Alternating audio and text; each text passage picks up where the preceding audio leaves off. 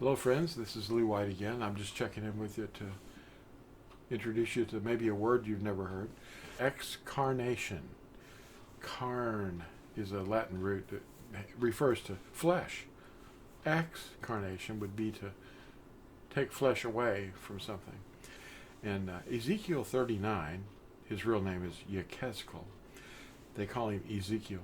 In chapter 39, it talks about those that are in the land at the time that Yahuwah wreaks judgment on the earth. The birds are going to eat the flesh of men and women and children, whoever's there. And that's going to be bad. So that's why we're scattered. We're not in the land, but some people are there now. And I want to introduce you to this article. It's called The Day of Yahuwah. And I have this on my ambassador's disc. It's one of over 100 tracks that you can download for free, but you can also order the disc and have them all in case there's an electromagnetic pulse.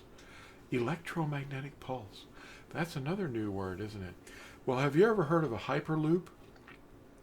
It's some kind of a high-speed train system in a tube, and you can, go from someplace 3 hours away in 30 minutes. I'm not wanting to do that. But hyperloop, that's another neat word, isn't it?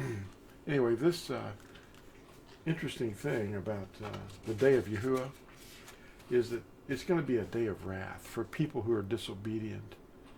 And we don't want to be disobedient, do we?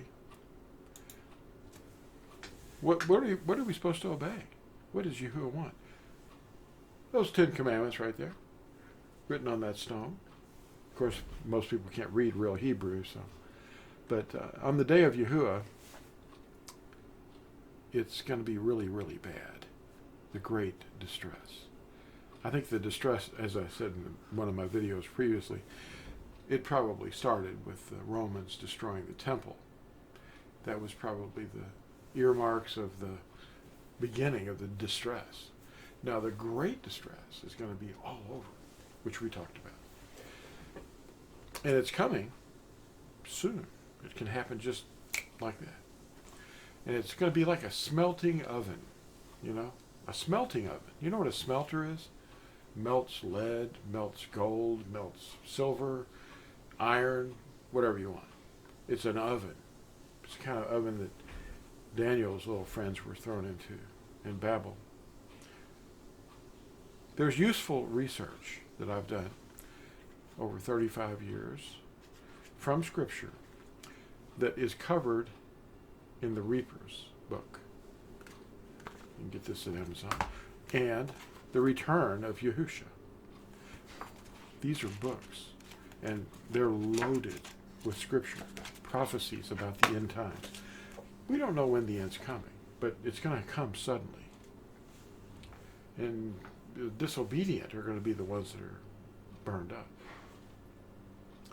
Those in the land that are prematurely there will be eaten by birds, which is called excarnation.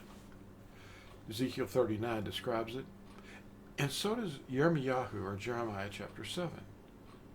Yashayahu 56, or Isaiah 56. It's also mentioned in Revelation 19. In all those places, do you think we've misunderstood something? Or is he really serious about this? He wants us to know. You're not hearing this from the circus anywhere. If you go to the steeples, they're not talking about it. Yahushua will pour out his burning wrath on all the disobedient everywhere. We know it will be on the 7th month, in the 7th month sometime.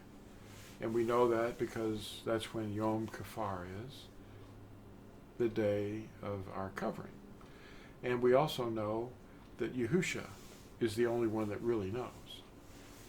So we have to guard his commandments and be prepared for it. Keep his festivals so that we understand them. Shekinah is the pillar of fire, or the emanation of Yahuwah's presence, that is blinding light. And he had to have a cloud over it, kind of like a filter, to keep us from being blinded at that time. But he led us through the wilderness, and his name was in him, in that pillar of fire. What was the smoking oven and the fiery torch at Bereshith, or Genesis 15, verse 17? Well, it was the presence of Yahuwah making a covenant. And he appeared. And we remember that when he appeared among his created beings, it took place in many times and in many forms. Hebrews chapter 1, verse 1 through 3 describes how Yahuwah manifested himself and spoke through the prophets in many places and many times. And in these last days, he's manifested himself in his Son. That's who that Son is. It's Yahuwah speaking to us. Especially, we have to pay attention to that. The body that he prepared for himself shed his own blood. Acts 20, verse 28. The pillar of fire that we were discussing was the dwelling place of his name. And much more about these features is discussed in another video that I'll refer to called Shekinah. That's going to be in the introduction notes below. Anyway, I just wanted to check in with you and let you know that there's things that you can learn if you just investigate. You don't have a lot of time. I know you're earning a living and trying to support your family and take care of them, but don't let those distractions stop you from learning. We'll talk to you in the next video. Bye.